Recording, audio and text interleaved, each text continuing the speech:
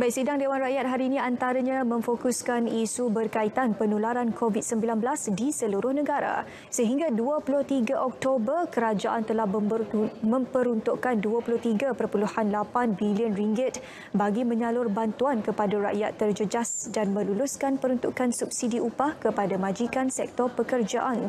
Untuk langsung dari Parlimen, kita bersama Mohan Chinasamy di sana. Silakan, Mohan.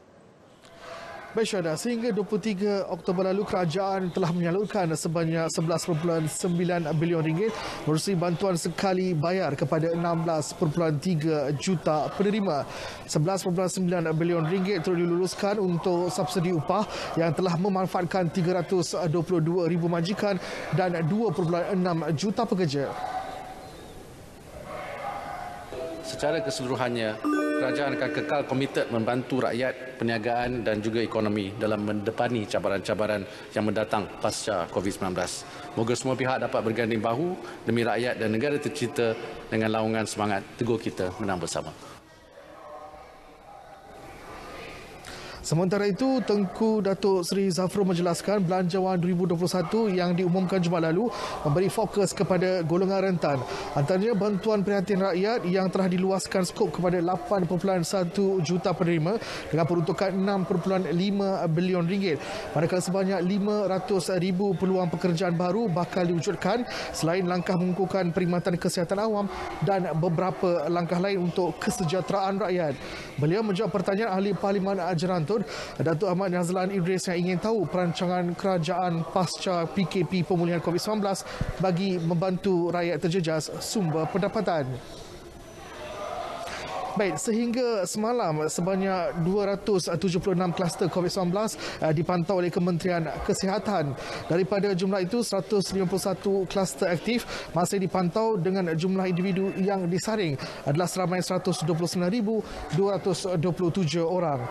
Jelas Menteri Kesihatan Datuk Seri Dr. Adam Baba, sebanyak 125 kluster telah tamat dengan jumlah individu yang disaring adalah seramai 194,527 orang. Manakala daripada 151 kluster aktif yang dilaporkan, kluster yang terbanyak adalah kluster kediaman dengan 64 kluster.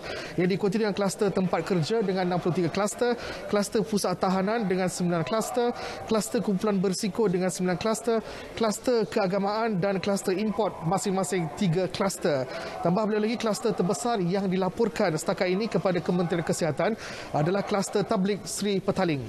Kluster tersebut melibatkan sebanyak 3,375 kes dan seramai 42,023 orang disaring.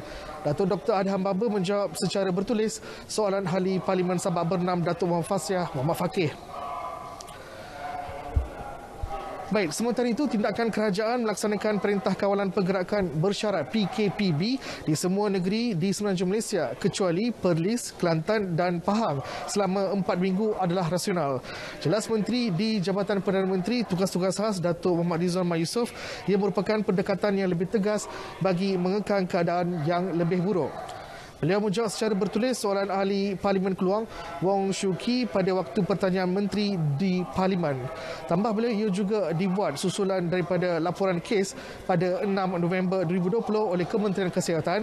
Berikutan, Malaysia telah mencatatkan jumlah tertinggi kes COVID-19 harian iaitu sebanyak 1,755 kes.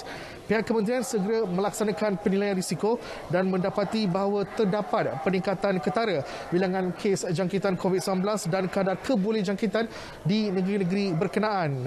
PKPB dan PKP diperketat. PKPD dilaksanakan bagi lokaliti yang dikenal pasti mempunyai kadar penularan yang tinggi dan bersasar. Baik, Kementerian Perumahan dan Kerajaan Tempatan KPKT sedang berbincang dengan Kementerian dan Kerajaan Negeri Selangor berhubung cadangan pembangunan semula projek perumahan rakyat PPR Lembah Subang 1.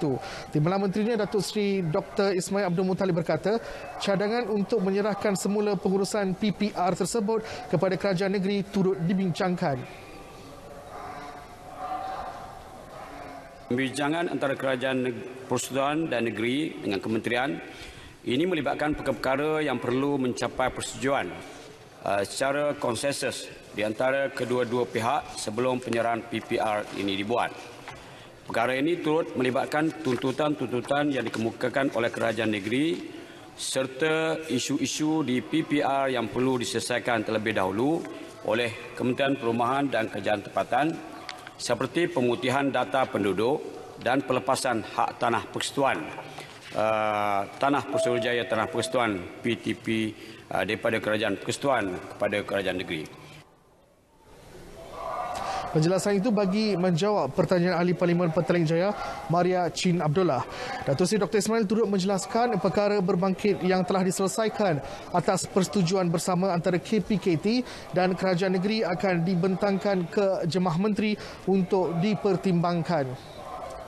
Baik, seperti biasa dalam minggu ini persidangan Dewan Rakyat bermula jam 10 pagi dan akan tamat pada jam 2 petang dan akan terus bersambung ataupun akan dimulakan semula persidangan pada keesokan hari pada jam 10 pagi. Sekian saja laporan saya di Parlimen, kembali bersama Syuhada di studio.